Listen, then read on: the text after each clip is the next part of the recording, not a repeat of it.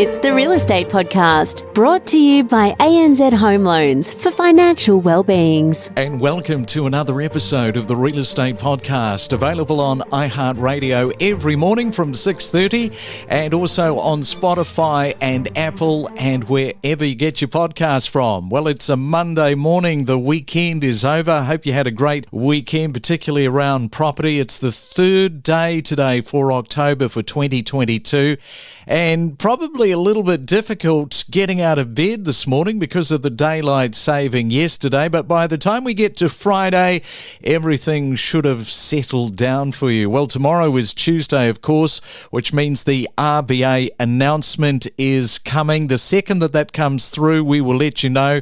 And just a reminder about our notifications. If you're not already following the Real Estate Podcast, make sure you do so because that will come through lightning fast. Coming up in just a moment, we are talking about the luxury market in Sydney with Monika Tu, and then on Tuesday, tomorrow, we're going to have a look at the Brisbane market. It's your weekday real estate breakfast with news, interviews and predictions every morning on the Real Estate Podcast. Okay, if you're celebrating your birthday today for the 3rd of October, Tommy Lee is turning 59 years young.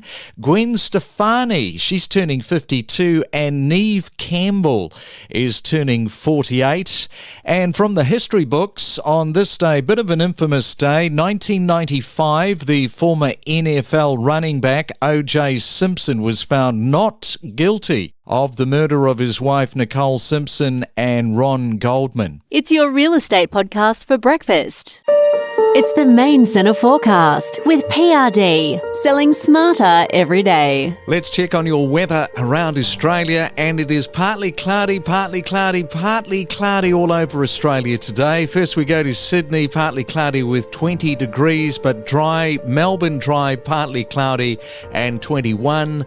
Brisbane partly cloudy but dry with 22, and Perth partly cloudy and 22 degrees is your forecast high. We talk with leading property commentators with analysis, predictions, forecasts and what's trending every morning from 6:30. And joining us this morning is luxury listing agent Monika Tu. And a very good morning to you there, Monika. Welcome back to the Real Estate Breakfast. Thank you so much for having me.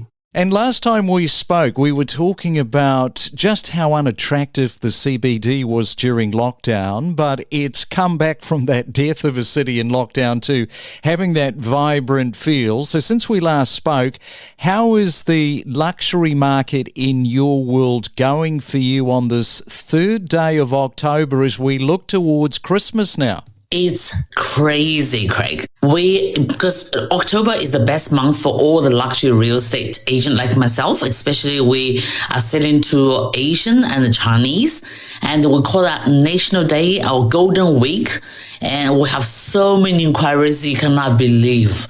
So the market is going stronger and stronger.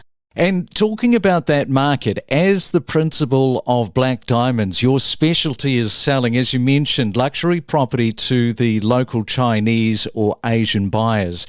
The international border is now open for business, has been for a while, with high net worth individuals. They're still coming, aren't they? Flooding into Sydney.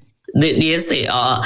And we're very blessed for, we're still working with a lot of people who has been Australian permanent residents for a long time. As you know, only these people have the visa, have the residency, can afford or buy our luxury homes. And they're all coming back. So we experience people come from China, Hong Kong, Singapore, and also, a lot of Chinese actually live in Australia, but now looking at to stay here more permanently, and they start buying, is to upgrade their homes. The market is really good. I cannot complain.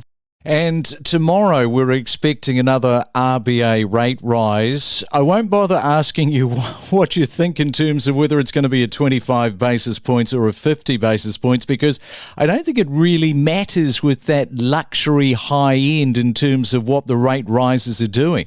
Yeah, for a lot of buyers, lots of buyers are pretty much cashed up. So the higher interest will definitely affect a little bit. But, one thing they're looking at is that the vendors' expectation probably is a little bit lower than before. Before they ask like crazy prices. Now maybe come down a little bit to a level they think they want to sell because they know, somehow interest rate will affect. But for the high net worth individuals, I think it's time to buy. They think, can I get a better price and we're cashed up and why not invest back in a luxury real estate? So it will affect, but not a lot. And last time I spoke to you, I think it was a little bit limiting with the stock available. So what is the shortage like at the moment, or has there been some more stock come onto the market? We have more stock coming on the market. Depending on the supply and demand, it's still a bit short. So for example, like eastern suburbs, lower North Shores, we have buyers from like 15 to about 45 million. So we just had a look again our book before I talk to you, Greg. So we still have about 30 people are looking, but we have only about 4 or 5 properties for sale. So that is our problem. Interesting last month because you had a pretty successful last month, I think, listing about $90 million worth of properties. Tell us where those properties are. So we had about 3 properties. All of them are the eastern suburbs. So 2 of them are $35 million. So they are both very large land. So all of them is over 1,600 square meters. And both of them have amazing views. And they'll have another one around about $20 million. So altogether it's about $90 million eastern suburbs. But we do have a couple of them outside eastern suburb like Mosman, Clongtav, and Inner West. I just listed an incredible property in the Inner West of the Abbey. Yeah, but we have, a few stocks around Sydney, but still not enough. And I got to mention this because I found it quite interesting. I didn't know that you were the selling agent. The Rose Bay Waterfront Trophy Villa, Florida, was sold for $45 million. Now, I believe that you sold that last year. It used to belong to Barry Humphries, who let that property go back in 1991 for $2.5 million. Man, he'd be kicking himself. That's right. What a mistake. So, for the luxury real estate, if you can afford it, hold on to it. So that's real estate agent talking, right? Incredible. Yeah, $45 million national record last year. The property is built, designed by Michael Sato. It's a classic home. It's 1,290 square meters. It's got a beautiful harbor view. And actually, it's a harbor front as well. And $45 million is a big price. We'll just get it done. Yeah, you got it done all right. Great commission check on that one.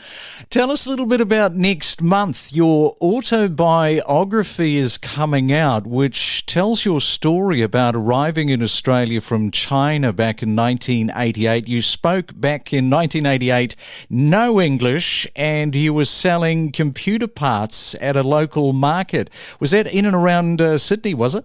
It is in Sydney. So actually, this is a really interesting story. When I came to Australia, again, no English. And until today, right, I still speak Chinglish.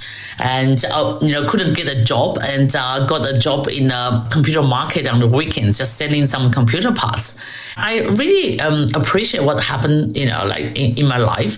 I thought as a migrant, working so hard and to make real estate myself today, and of course, highly successful. I think hopefully my story will inspire a lot of migrants. So, Greg, one story you don't know is I used to have a very privileged life in China. So when I come to Australia with nothing, start from zero. So psychologically, I think you will have to be so strong, right? We'll have to be so resilient.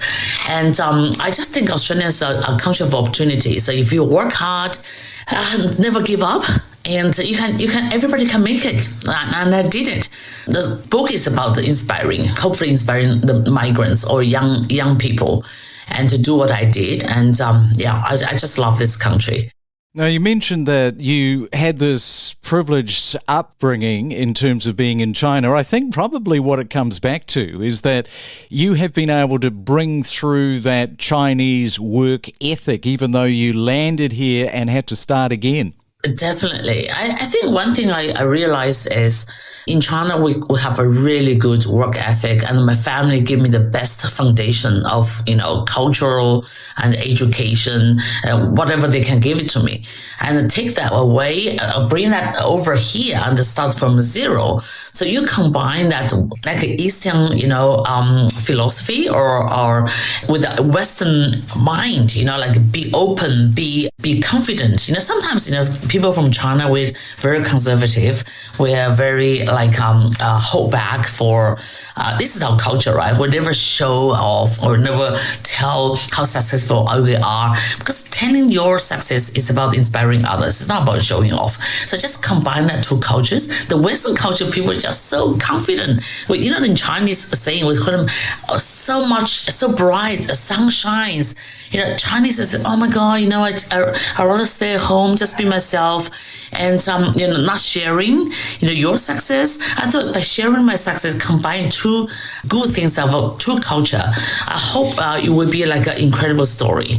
All right. Well, I'm sure that that will be an interesting one to read. Monika, great to chat, and I'll let you get on with it. No doubt another busy Monday for you, and thanks for coming on to the Real Estate Podcast. Yeah, thank you so much again for having me. We connect you to the best real estate information across Australia. The Real Estate Podcast.